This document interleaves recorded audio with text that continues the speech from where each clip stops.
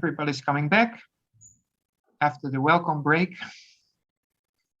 So we continue the session on large-scale continuous optimization. We're back after, with two of our star students. So we saved the best for last. Let's say it like that. So the first talk will be by Greta Malaspina. Greta works with the academic center of Novi Sad with Professor Natasha Kreitsch, and her company is actually around the corner for me. That is Sioux Lime in Eindhoven.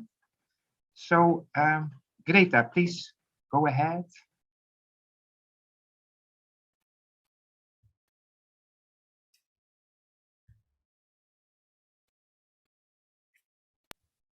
Can you see my screen? Yeah.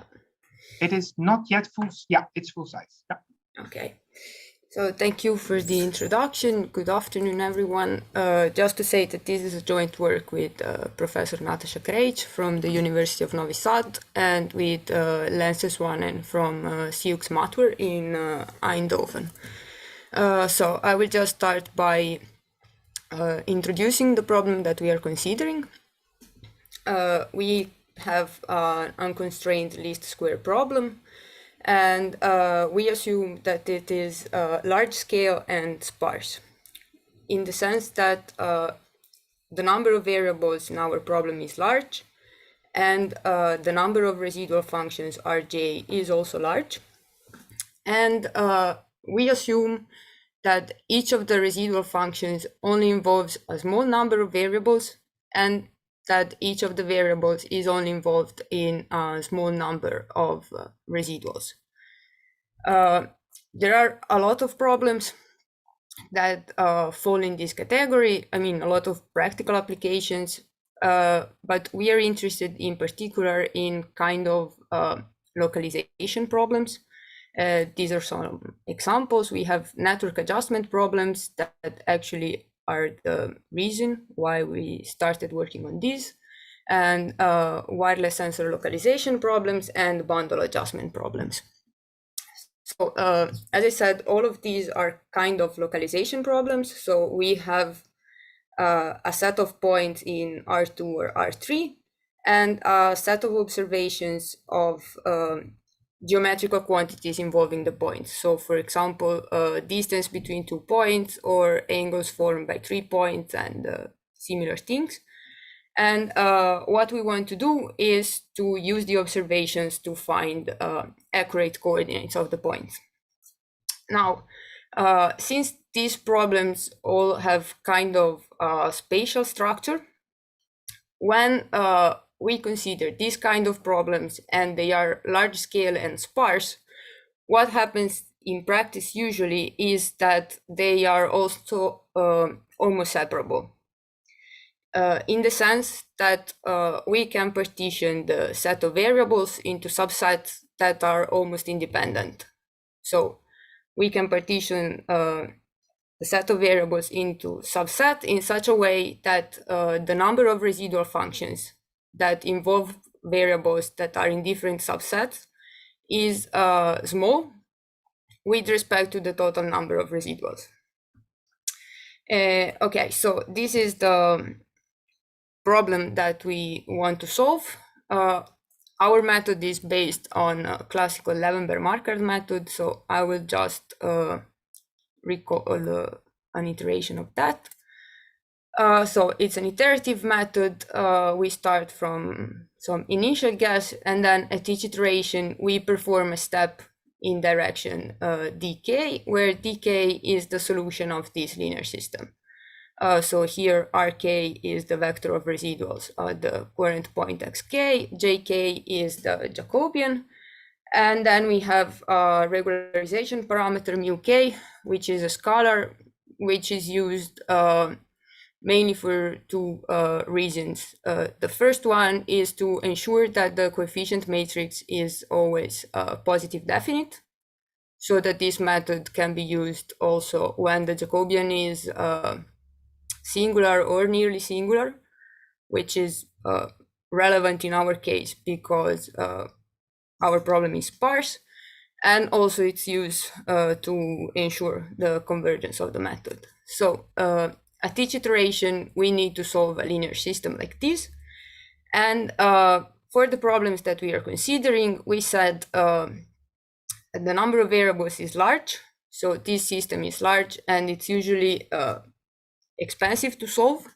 So the fact that at each iteration we need to solve a linear system like this, it's usually what could prevent us from being able to apply Levenberg-Markert method for problems of the sizes that we are interested in.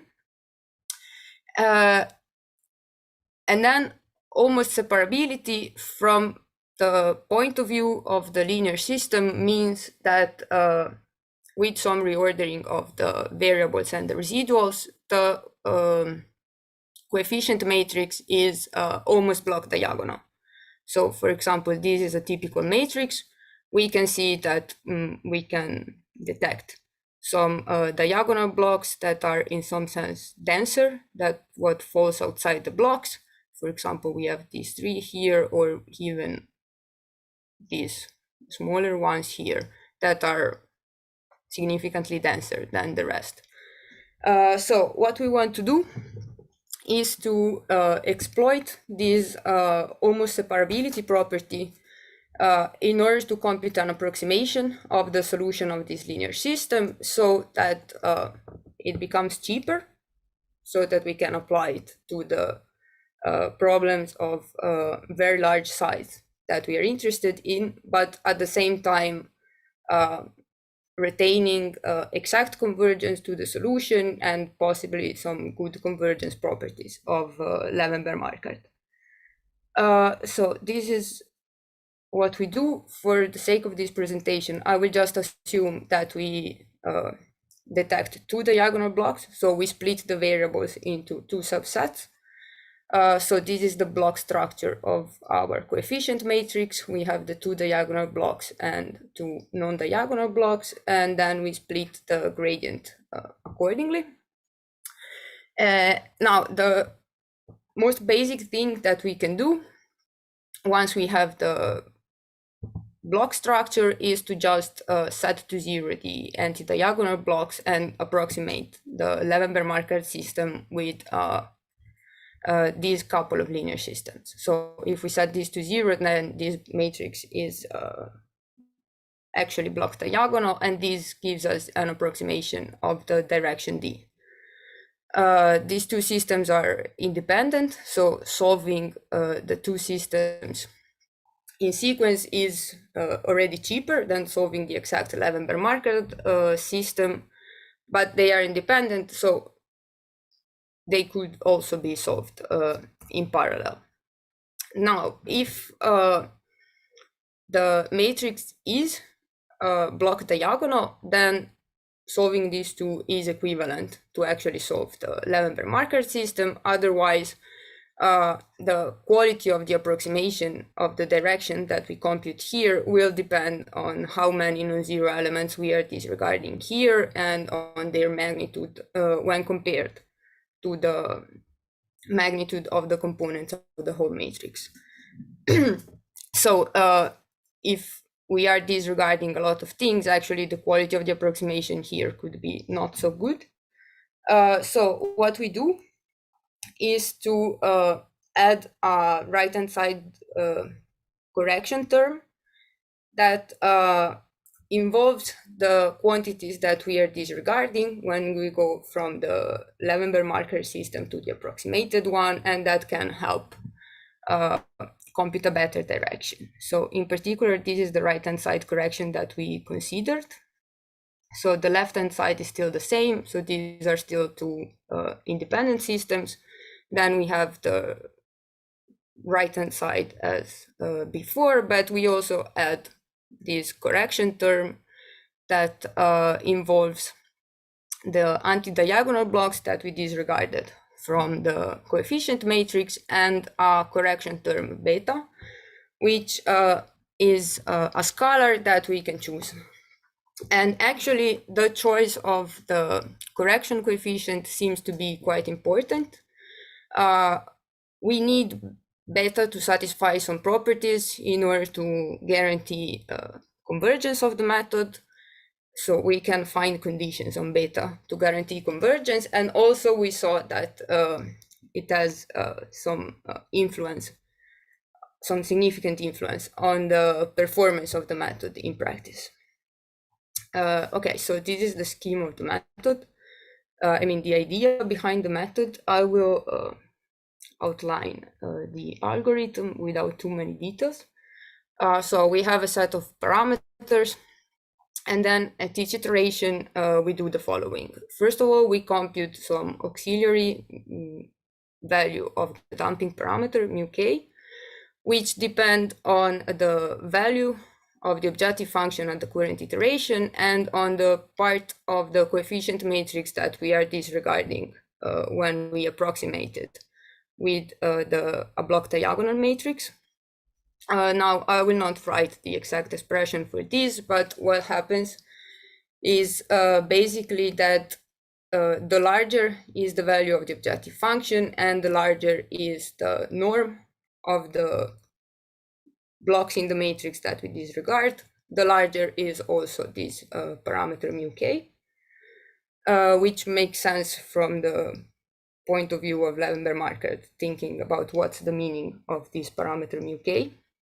And then to compute the actual damping parameter mu k, we multiply it by this coefficient Lk that I will show later how it is updated. Then we choose the correction coefficient beta k, and we needed to satisfy this condition. So b is just a constant, so we need this just to ensure that this norm is bounded at each iteration. And then here we have the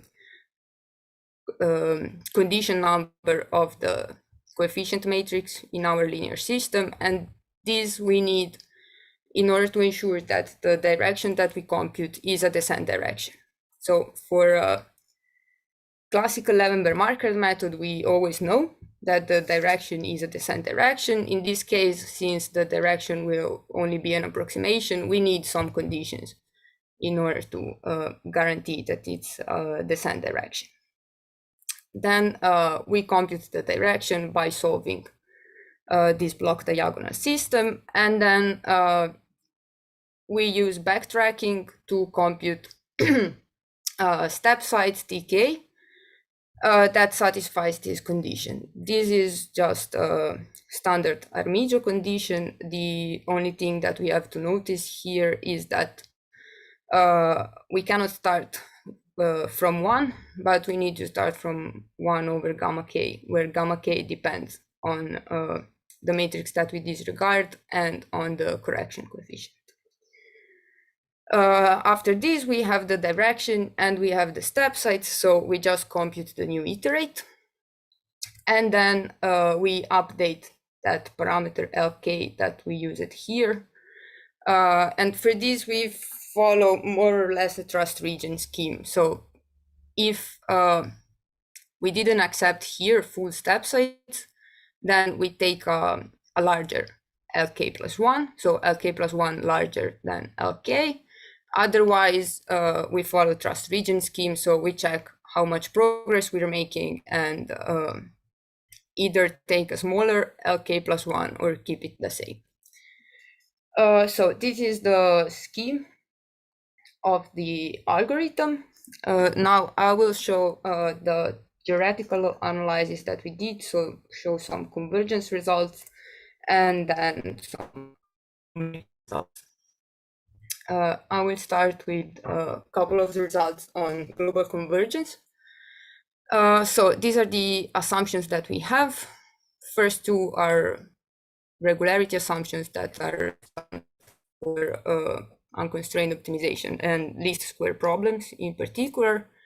And then we have this assumption here that just bounds the norm of the matrix that we disregard when we take the block diagonal approximation. So here we are not saying anything very restrictive. This constant m can be any positive number. We just need the norm of the part of the matrix that we disregard to be bounded in this way by the exact matrix. And okay, so with these assumptions, we can prove, first of all, that every time that that coefficient Lk is equal to 1, the full step size is accepted. In particular, because of the procedure we follow to update L, this means that the full step size is accepted infinitely many times. And so we can prove this theorem, which says that if the sequence that we generate is bounded, then it has at least one accumulation point that is also a stationary point for our objective function. And a second result, again, about the step size, we can prove that the step size is bounded from below. So we have this exact bound, but the important thing is that it is bounded from below. So when we apply that backtracking procedure to compute the step size, we start with candidate step 1 over gamma k, and we check if it satisfies the Armigio condition. If it does not, then we try a smaller candidate step, and so on and so forth. But we know that when the candidate step reaches this value, then Armigio condition is always satisfied. So in particular, we know that the sequence of step sizes doesn't vanish. Okay, and with this bound on step size, we can prove that every accumulation point of the sequence that we generate is a stationary point of our objective function. And these two theorems are both analogous to the corresponding results for classical Levenberg-Markert. The assumptions are also the same, except that we need these bounds on the approximation of the matrix, basically. Okay, so now for local convergence.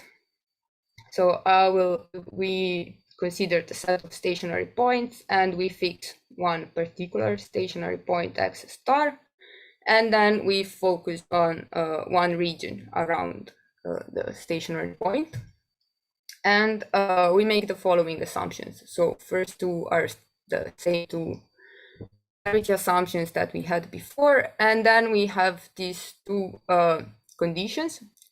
These are also standard in literature. In particular, this one is used when one doesn't want to assume that the Jacobian is non-singular, and this one is needed in order to drop the assumption that the residual at the solution is 0. So if the residual at the solution is 0, then this holds. Otherwise, we need an inequality of this kind in order to study local convergence. And okay, so these assumptions that are same as for exact Levenberg-Markert, we can prove that the direction that we compute is bounded by the distance of the current iterate from the set of stationary points. And moreover, we can prove that if this inequality holds, then the method converges linearly, provided that we start close enough to the solution. This inequality is also used in literature. The only difference is this term here, where L is the Lipschitz constant of the Jacobian and rho is the maximum relative residual in the linear system. So when if we apply classical Levenberg-Markert, then rho is 0, so we do not have this term, and we recover the standard assumption. In our case, this is where the fact that we are not solving the system exactly plays a role. Okay, so these are the convergence results that we have So now I will show some numerical results that show how this how this splitted Levenberg market works. So first of all, I will just focus for one slide just on the right-hand side correction. So this is how we compute the correction coefficient in practice. We saw that the approximate direction depends on the correction coefficient, and we just take the correction coefficient as one scalar that minimizes the residual in the linear system. So this is optimization problem in one dimension. It can be solved, is not very expensive. And what I do here is I consider a problem with 100,000 variables, and for the moment I only focus on the linear phase of one iteration. So we take one of those linear systems that we need to solve in order to compute the direction, and we solve them for different values of k, so splitting into a different number of sub-problems without correction, so just solving the block diagonal system, and with right-hand side correction with correction coefficient given by this expression. Here we compare the relative residual given by the two strategies in the linear system, and here we compare the time employed for solving the linear system. So we can see that for the problems that we consider, the right-hand side correction seems to be quite effective into reducing the residual. So we can expect the direction that we compute to be better approximation of the Levenberg marker direction than if we just solve the block diagonal system without any correction. And here we have the comparison in time. So of course, computing the right-hand side correction requires some additional computation. So solving the linear system is more expensive, but the difference is not really large, especially as k increases. So we can expect that applying the right-hand side correction will be efficient, because even if each iteration will be a bit more expensive, the quality of the direction is better, so the method will need less iterations. Okay, so this is the comparison between classical Levenberg marker method and the method that we proposed with the correction. So what we do is the following. We consider a set of problems of increasing size. We go from 20,000 to 1 million variables, and each problem we solve with classical Levenberg marker and with the method that I described, and we compare the time to arrive a solution. I mean, we use the same stopping criterion for both methods and the same initial guess. So here we can see that for large problems, the method with the splitting seems to bring a significant decrease in the computational cost and in the time that it's necessary to solve the problem. For example, here I arrived just with the method with splitting to 1 million variables. We can see that this method is able to solve problems with around 800,000 variables in approximately the same time as the method without splitting for 100,000. Here we have just the log-log plot to see how the computational cost of the method increases with the size. And here we have the number of sub-problems that we split into in our method for these timings here that I'm showing. So the number of sub-problems that we split into clearly is important. At the moment, we do not have a very elaborate way to choose the number k. So what I did here is to try some reasonable values, and I'm reporting here the best. But we do not have a problem-dependent way to choose k. But so here we can see how the choice of k influences the performance of the method. So we have two problems, one with 100,000 and one with 200,000 variables.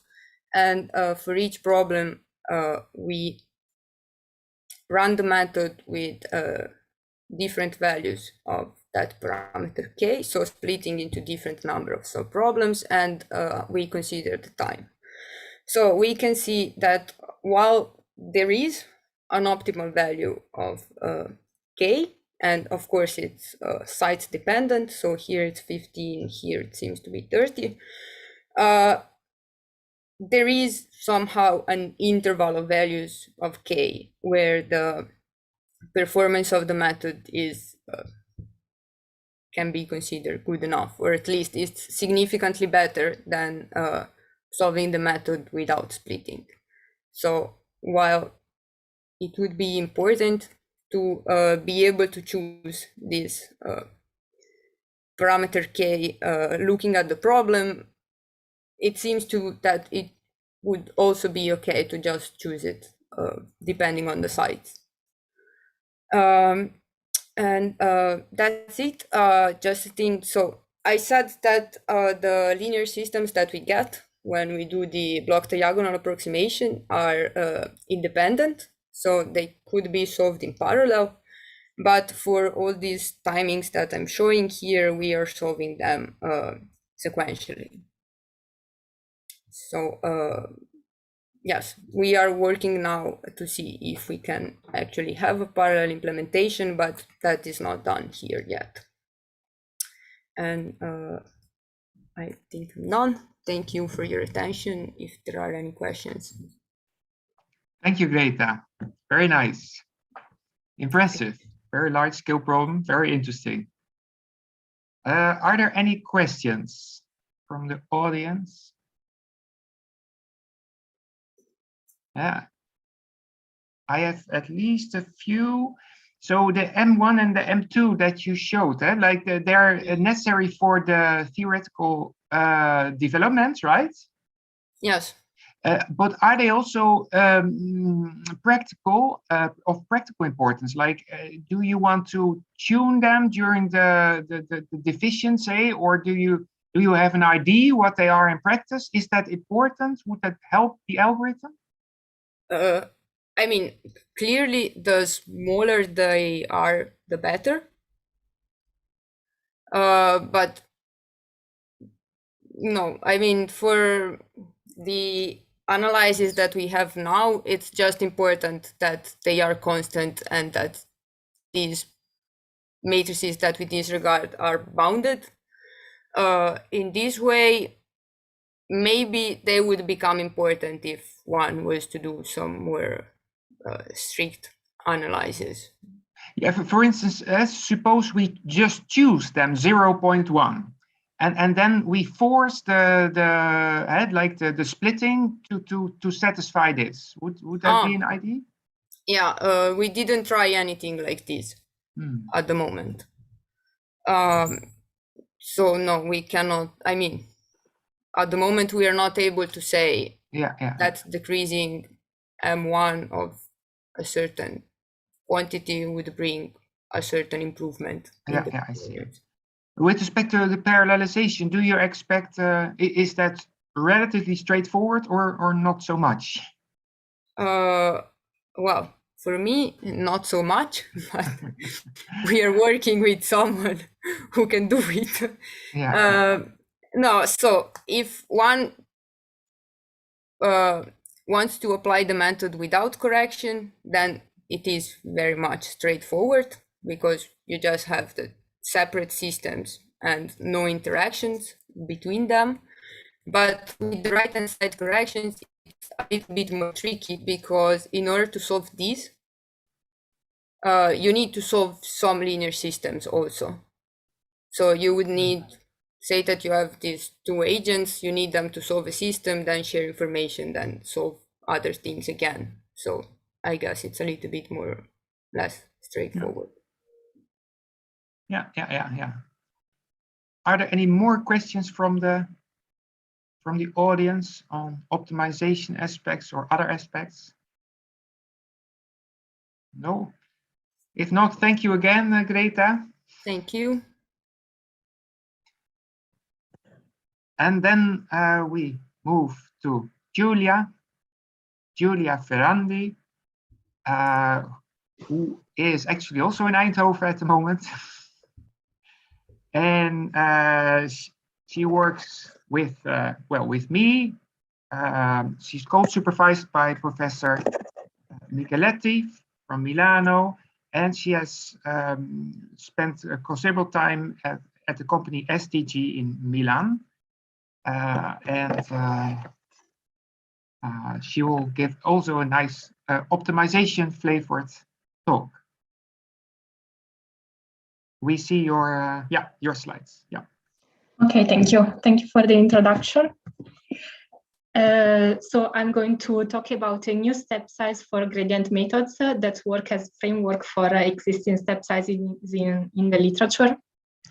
And I will present two applications of this step size for clustering problems.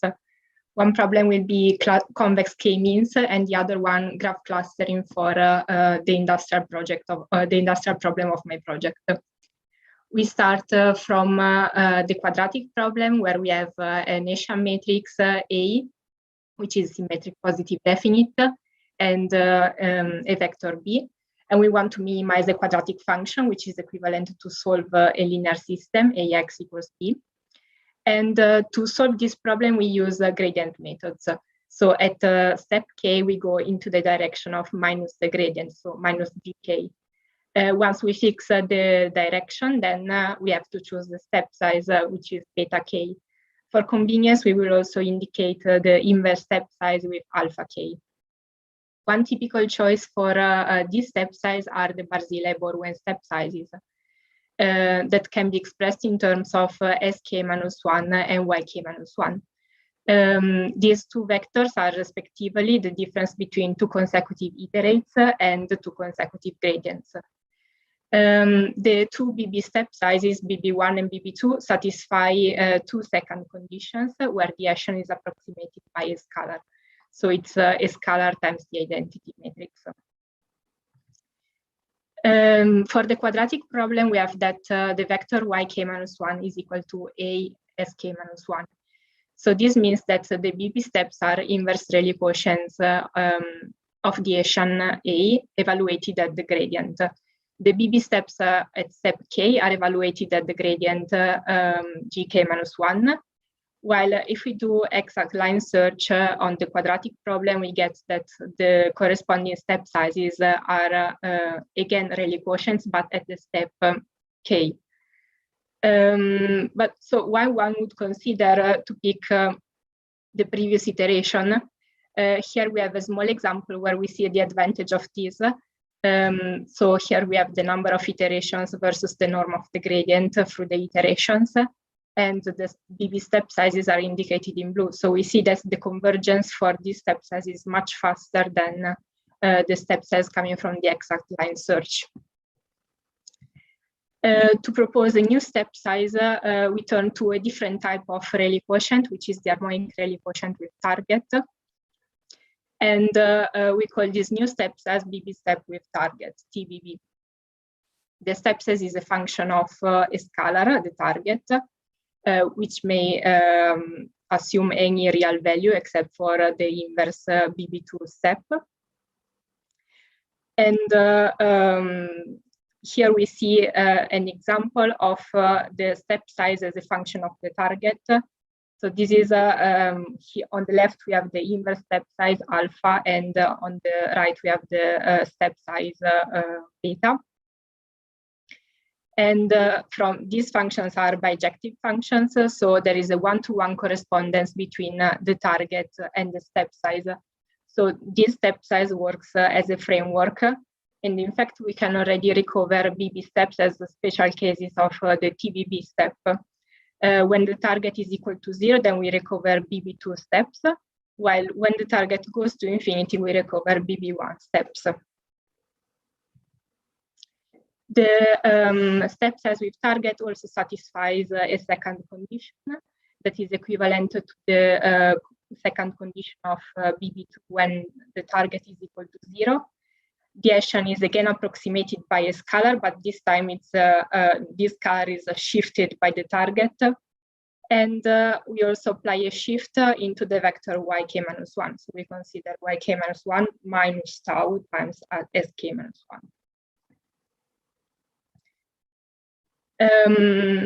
Now we recall a couple of step sizes from the literature, and then we will propose new strategies to select these targets that lead to step sizes that are not already present in the literature. The first step size is the convex step size. That is a convex combination of BB1 and BB2, depending on the parameter zeta k. And there is a one-to-one, we can establish a one-to-one relationship between the parameter zeta k and our target. So our target can be expressed as a function of zeta k times the inverse BB2 step. And this means that if we use this target in the TBB step, we recover the convex step size. So our new idea would be to pick a positive multiple of the inverse BB2 step size instead of a negative multiple, like we do with the convex step size. And what we get is an affine combination of BB1 and BB2. We chose to fix rho in the experiments for simplicity, but of course rho can vary through the iterations. And we can pick rho as equal to the current iteration to make it vary through the iterations. The novelty of this step size is that since it lies in the right branch of the hyperbola, this means that this step size is greater than BB1. And now we review the adaptive Barzilai-Born step size. So suppose that our Hessian matrix A is a diagonal matrix where the eigenvalues are ordered in increasing order. Then we have, since our problem is quadratic, we have a recursive formula for the error terms that explicitly involve the eigenvalues of the Hessian matrix. From this formula, we can see that inverse step sizes that are close to eigenvalues of A almost cancel the error components. So it's convenient to be close to the eigenvalues of the Hessian. But what does closeness means? We quantify the closeness by the angle between sk-1 and yk-1. We choose to pick the squared cosine because this is the ratio between BB2 and BB1, so it's also easy to compute. And we say that we are close to an eigenvalue if this ratio is close to 1. So the adaptive Barzilai-Born step size exploits this proximity to eigenvectors to take smarter steps. So when we are close to an eigenvector, so when sk-1 is close to an eigenvector, then we take a long step.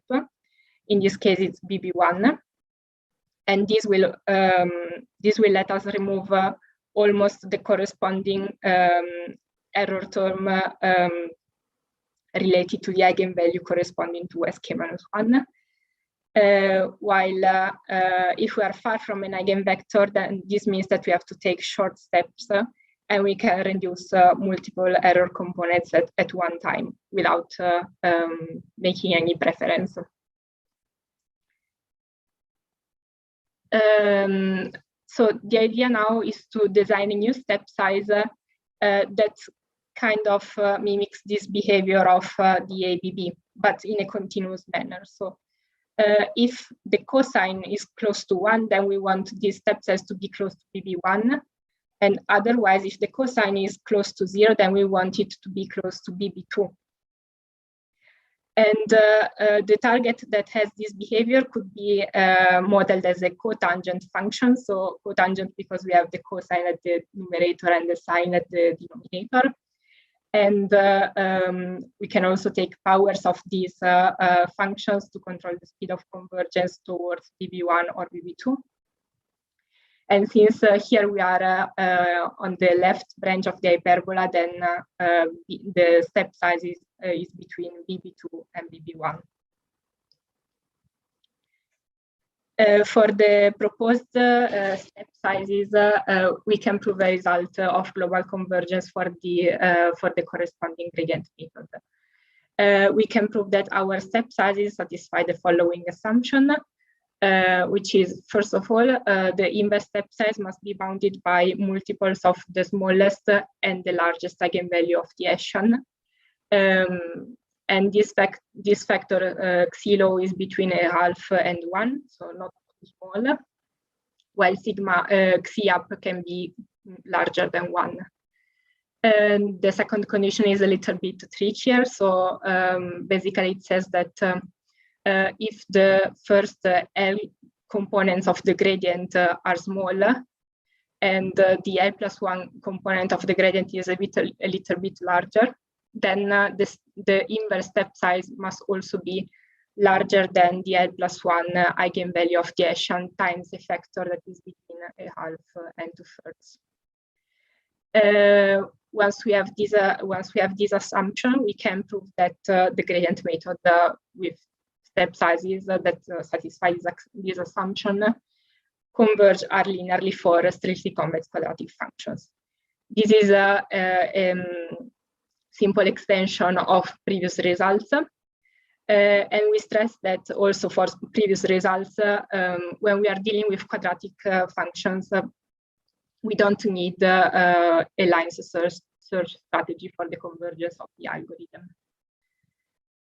We need this when we go to generic continuous differentiable functions. So in our experiments, we used the scheme from Radan in 1997, where we have BB step size in a gradient method plus a non-monotone line search. In this algorithm, we also have to take care of possible uphill directions because our function is not always convex. And when we encounter negative step sizes, then we replace them with some beta head that we may choose. We also have to impose uniform bounds on the step size. So our step size is constrained to be between beta mean and beta max. We get global convergence of the algorithm once the step sizes are uniformly bounded. So this means that if we just plug in the TBB steps instead of the regular BB steps, this does not affect the convergence result, but it may affect the number of backtracking steps, so the overall computational time. Okay, we now turn to our applications. So the first application that we see is an unconstrained optimization problem, and it's about a convexification of k-means from the authors that you see on the top. Instead of minimizing the objective function over two matrices, the group indicator matrix and the matrix of centroids, we minimize the objective function over a matrix of n centroids, so one centroid for each data point. And we penalize those centroids that are far from each other. So the role of this function kappa, so this function kappa should be 0 when two centroids are equal. And then we can also add some other information about the similarity between pairs of data points by means of these weights. Another difference with k-means is that we have a penalty parameter, lambda, instead of fixing the number of clusters a priori. And then if our function kappa is convex, the problem is convex and we have a unique solution, while it's well known that k-means has several local optima. So the result may depend from the initial starting point. We consider the case where kappa is the squared L2 norm, but of course other functions are possible. In this formulation, the penalty term transforms into this one. So we have the trace of M transpose LM, where you see here that we don't use the pairwise, we don't have to compute the pairwise distances between the centroids. And this L corresponds to, is the Laplacian matrix that corresponds to the weights Wij. We illustrate this algorithm on the 2 moons data sets. So here are the results for k-means and kernel k-means. So this is a difficult problem for k-means because k-means doesn't find convex clusters, but even if we apply, even if we use a kernel, in this case we use the Gaussian kernel, also kernel k-means has some difficulties. So we tried convex k-means by using the same Gaussian kernel for inside the penalty function. And again, kappa is equal to the square L2 norm. So here are the results for different lambdas. We recall that the minimizer is a matrix whose rows are the centroids corresponding to each data point, and we are in a 2-dimensional setting. So for lambda equals 0, the solution is corresponds to the data matrix. And while lambda increases, what happens is that the centroids move towards the average of the data matrix. But if we look at the case where lambda is equal to 10 and we draw a line between the 2 clusters, we see that we can already separate these two groups of centroids. So in this case, k-means applied to these to the matrix of centroids, so the solution of the problem would lead us to the desired result. The disadvantage of having this penalty of this squared L2 norm as penalty is that the solution still requires clustering of the centroids. But probably if we would use L1, L2 norms as penalties, we would get a matrix of centroids that has several equal rows based on the clusters where we are. But we chose this kappa to be the square L2 norm to get a differentiable function and have a chance to test our different step sizes with targets. So here is the problem where we test several targets, so several step sizes for lambda equals 10. So we have the number of function evaluations, the number of iterations, the final objective function, and the final gradient, norm of the gradient. We color the step size based on their type. So we have BB2, ABB, and BB1 in orange. The cotangent like steps in light blue, and the step sizes with positive target in red. So we see that the difference in the number of function evaluations between the first, the best performing method and the worst performing method is quite large. And we see that many methods with target, for example, outperforms the BB1 coming from the literature, even if BB2 and the ABB are still valid alternatives. The next application that we see is from the industrial problem offered by SDG group.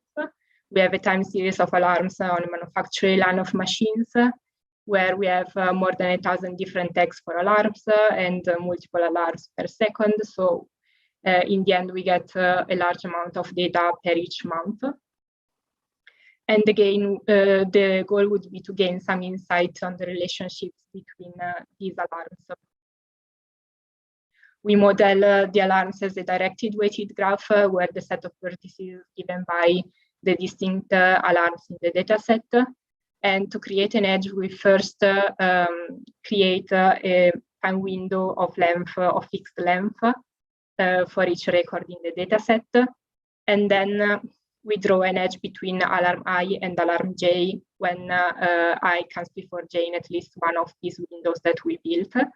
And finally, the weight associated with IJ is given by the number of windows where I comes before J. So if we are able to find some clusters inside this graph, we can understand which alarms are related to others. We use to cluster the graph, we use the model-based approach by Newman and Leicht. This is a model-based clustering, so one centroid corresponds to one probability distribution, and the cluster membership is given by a vector of probabilities. So we are dealing with soft clustering.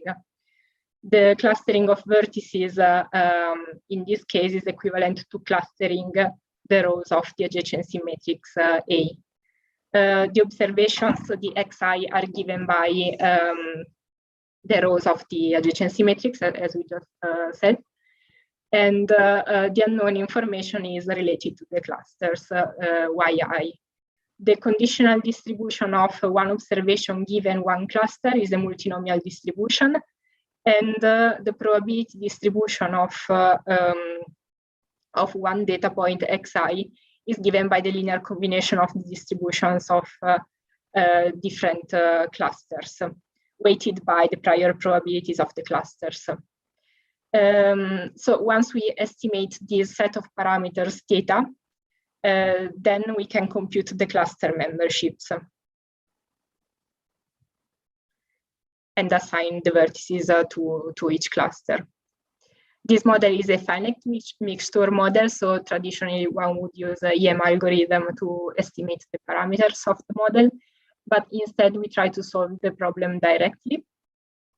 So we maximize the log likelihood function over a parameter space omega that is a Cartesian product of simplices, and this means that this set is a convex set, so we can easily use the scaled spectra projected gradient method. I'm not going into the details of this, but because we are simply plugging in the TBB steps into the method.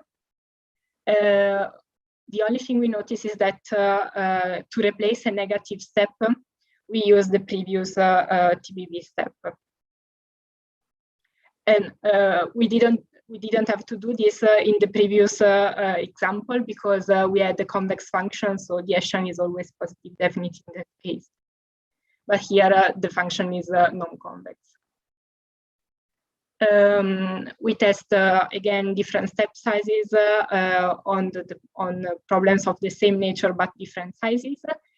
Again, we have the number of function evaluations, and then we have the number of steps that we had to replace, and finally we have the value of minus the objective function because we are solving a maximization problem.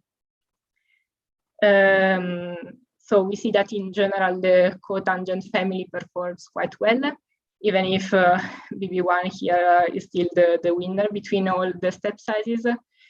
For the negative, for the small problem, we didn't take any replacement for negative step sizes, while in the large problem here, the worst performing algorithms also took a lot of replacements for the negative step size. And we also noticed that this method, IBV to 100, didn't converge to the same value of the objective function. So given that with different targets, we get such differences in the performances, I think that this TBB step size is definitely worth trying to get to have better performances. And one last remark. So here I didn't focus on assessing the quality of the model, but this is still an open issue for this particular problem because we don't have the ground truth. Okay, so that's it. Thank you for your attention. Thank you, Julia. Very nice talk. Wow, nice. Are there any questions from the audience?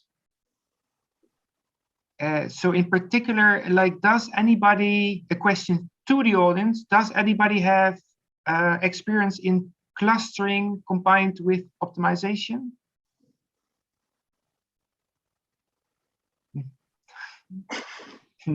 Nobody? Yeah, we were hoping to get some input actually. Yeah. So the authors of this paper with the convexification of k-means, did they study this two moons problem? No. Actually, I can go back. Okay, so the original, I don't see the headline, but I think the original paper is from 2011, and they didn't consider the idea of, they didn't consider the idea of using the weights. And when you don't use the weights, the results of this method are really poor, because what the point do if you don't give extra information to this objective function, is just that all the points move towards the center without clustering before. Yeah. So the two moons data set is one of the hardest, probably, yeah? It's one of the hardest for the k-means. Yeah, for the k-means, yeah. Yeah. You said something about like the industrial problem and the fact that you may not know the ground truth. So can you still say something about EM versus gradient methods with respect to quality and speed? With respect to speed, so the scaled spectral projected method is quite competitive. And so at first, with different step sizes, we could also reach different local optima than the EM algorithm, and also better, we could reach better local optima, but I'm not sure anymore if this is related to this replacement of the negative step size. Yeah. Okay. Yeah. Yeah, because if we choose a beta hat that is quite large, then we completely move away from the region that we were exploring, and then we may find different local optima. Yeah. Both Greta and Julia have very challenging problems, so it's it's a pleasure. Are there any questions? Any more questions? No, then let's thank all the three speakers again of this of the last session, the optimization session. And then I would like to give the words to Professor Micheletti. Thank you. So thanks to all the speakers of the day for participating and for giving these nice talks.